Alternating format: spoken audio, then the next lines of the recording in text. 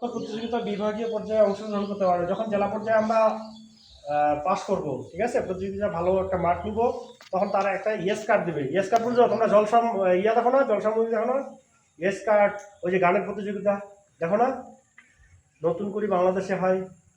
তো যখনই সিলেক্ট করে তখন তারা একটা ইয়েস কার্ড দেয়। ইয়েস কার্ডটা মানে হলো তুমি সিলেক্টেড, ঠিক আছে, পরবর্তীতে তোমরা অংশগ্রহণ করতে পারবা।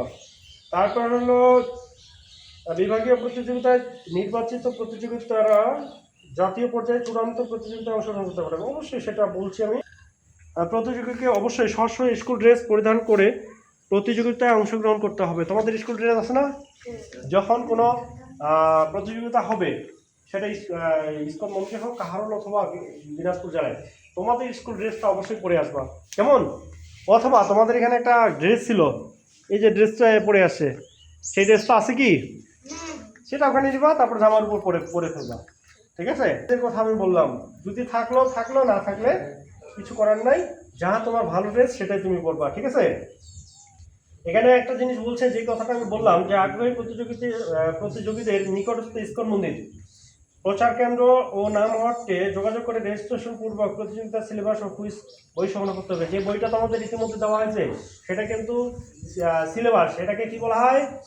সিলেবাস। সেখানে সব কিছু দেওয়া আছে, শুধু তোমাদেরকে মুখস্থ করতে হবে। যেটা যেভাবে করতে হয় সেটাই করতে হবে, ঠিক আছে? সেই বিষয়ে আমি যাচ্ছি, একটু শেষ করে নেই। আর অনলাইনে অনেকেই আবেদন করছে, যারা উপজেলা বা জেলা পর্যায়ে আছে, হ্যাঁ, তারা অনলাইনে আবেদন করছে। তো সমস্যা নেই, সেই বিষয়টি আর যাওয়া দরকার নেই।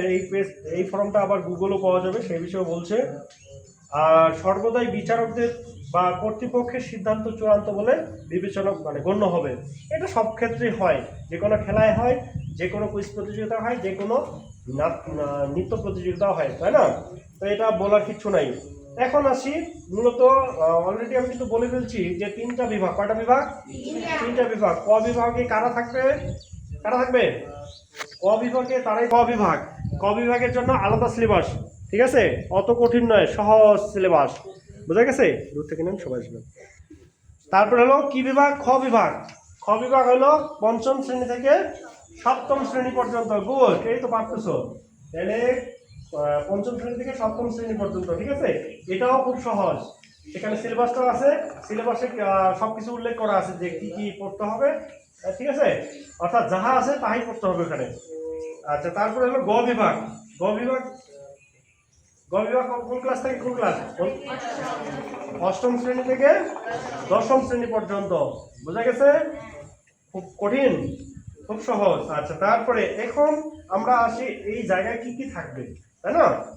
যদিও বই লেখা আছে, আমি একটু মনে করিয়ে দিই, অনেকেরই ভুল হয়। তো প্রথমে আমাদের গীতা পাঠ প্রতিযোগিতা হবে, তাই না? এই গীতা পাঠ প্রতিযোগিতায় শুরুতে কি বলতে হয়?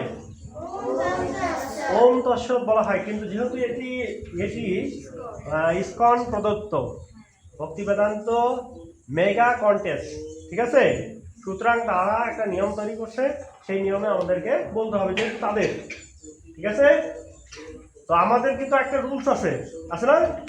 আমাদের রুলস আছে। প্রথমে আমরা কি বলি? হরি ওম তৎসৎ। এখানে বলতে হবে হরে কৃষ্ণ। তাহলে হরে কৃষ্ণর পর কি বলতে হবে?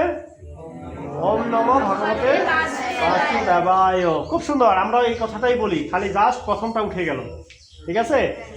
আচ্ছা, কৃষ্ণই যেহেতু আমাদের সর্বসর্বা, হ্যাঁ, মনে করি, সুতরাং প্রথমে আমরা ওইটাই বলি, হরি ওম তৎসৎ, একই চলে আসে, সুতরাং কোনো সমস্যা নাই। তারপরে আমাদেরকে কি বলতে হবে? আমরা কিন্তু অনেক মন্ত্র বলে ফেলি, তাই না? বন্দনা বলি, অনেক মন্ত্র বলি, গুরুর প্রণাম মন্ত্র বলি। তো এখানে তারা বাদ রাখতে